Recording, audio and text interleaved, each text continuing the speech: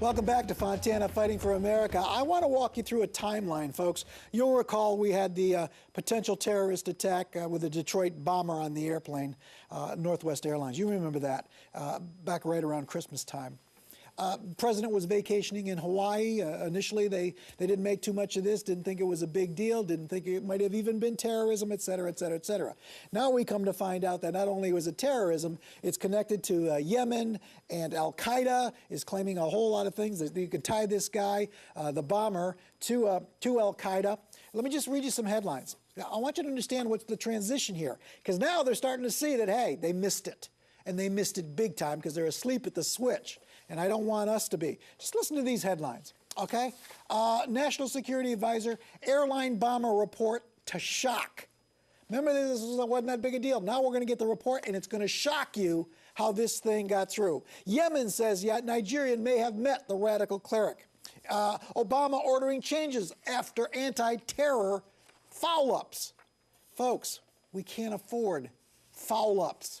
Let me introduce Ryan Mauro. He is the founder of WorldThreats.com and a national security advisor to the Christian Action Network, and he joins me once again. Hi, Ryan. Glad you're back. Me again. My pleasure. All right, let me just ask you straight up. Was the thwarted attack on the Northwest Airlines plane an isolated incident, or is it an act of war by a Muslim terrorist? No, it's an act of war. I mean, this is just another attempted attack by Al-Qaeda and its affiliates, in this case, Al-Qaeda in the Arabian Peninsula, based in Yemen.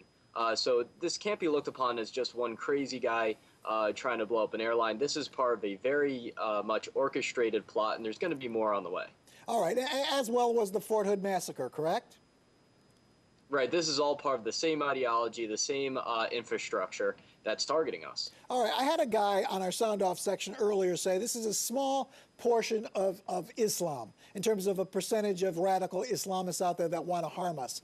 I would point out that it's still tens of millions of people that want us dead. Am I right about that?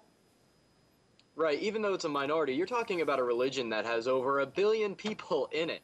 It can be just 5% or less, and you'll still have tens of millions of people out there either willing to bomb you or help those who want to bomb you. So I don't think that you can just look at it statistically and merely say, oh, this is just such a small percentage of Muslims, which it is, and use that to kind of ignore the threat or downplay it. We're going to get hit again, aren't we, Ryan? We're going to get hit, and it's going to scare the heck out of people. We're going to get hit. I'm talking about something like a 9/11 thing. We're going to get hit again, aren't we? I think it's inevitable. I don't know if it'll be on the scale of 9/11, but I wrote an article where I said you can put a blind man into a room and set up a dartboard and give him unlimited darts and just say, just start throwing him, and eventually he'll hit the bullseye. Yeah. Well, I want to read you something because they're saying that the report that's going to come out on this bomber is going to shock us. Okay? Do you have any indication what's in that report? Look, the way I look at it is just based on the information we already have, it already is shocking. And I don't even know if I want to know what's going to be in this report that can surpass what we already know. So let's just review some of the few things that show just how major of a screw-up this is. First of all, we know that Abdul Muttalib, the man who tried to carry out the Christmas Day plot, was in a terrorist database for at least 2 years, people suspected of associating with terrorist organizations. We now know in the months before the plot, the CIA picked up chatter in Yemen about a Nigerian that was there planning attacks on the United States. We also know in November that Abdul Muttalib's father, a minister in Nigeria, tipped off the U.S. Embassy and met with a CIA case officer saying, my son, which I want to remind you is a Nigerian, is associating with terrorists in Yemen. And these dots weren't connected. And from that point, his visa was never revoked. He still managed to get the explosives onto the airplane.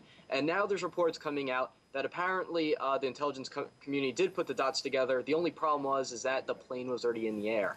And they're going to interview him once the plane landed. Is the president, Ryan, is the president and this administration making us more or less safe with the way they're handling this thing? To be perfectly honest with you, and I'm not speaking on behalf of any of the organizations I work for, I'm not seeing too much of a difference between the previous administration and this current one. I'm seeing a lot of the same differences, a lot of the same vulnerabilities.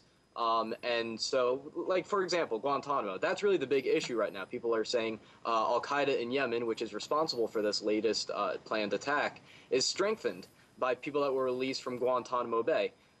those people that were released were released under the Bush administration. Now, it's also, foolish of President Obama to say we're going to shut down Guantanamo Bay without having a plan to handle that dynamic. But that's just details to me. I'm seeing the same problems carry over. Yeah, well, I will point out that we were safe for the last 8 years. I appreciate so much Ryan Mauro. Don't go anywhere. After the break, I'm going to talk with Bishop E.W. Jackson about the media attacks on Christianity and why we need to remain true to our Judeo-Christian roots. So don't go anywhere.